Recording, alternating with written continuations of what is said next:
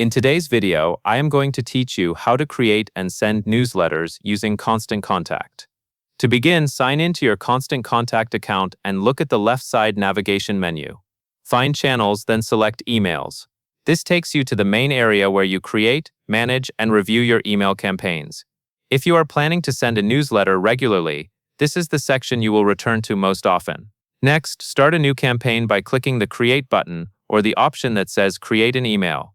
This opens the email creation flow and prepares you to choose a layout. If you have not built an email in Constant Contact before, do not worry. The platform guides you through each part of the process. Now you will select your template. You will see a library of templates designed for different newsletter styles, including announcements, promotions, and simple updates. Choose a template that matches your goal and the kind of content you plan to include. When you see one you like, hover over it and click Select. That loads the template into the editor so you can begin customizing it. Inside the editor, you will work with a drag-and-drop interface. This means you can build your newsletter visually without needing design or coding experience.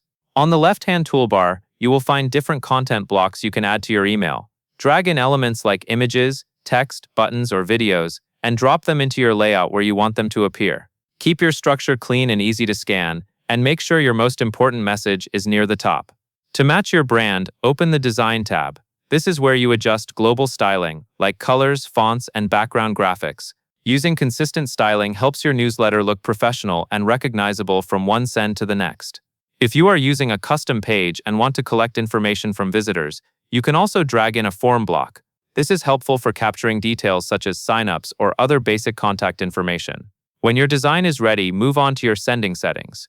Choose the list or segment you want to receive the email, so the newsletter goes to the right audience. Then add a clear subject line. Aim for something specific and relevant to the content inside the email. Finally, when everything looks correct, click Send. And that covers everything you need to know.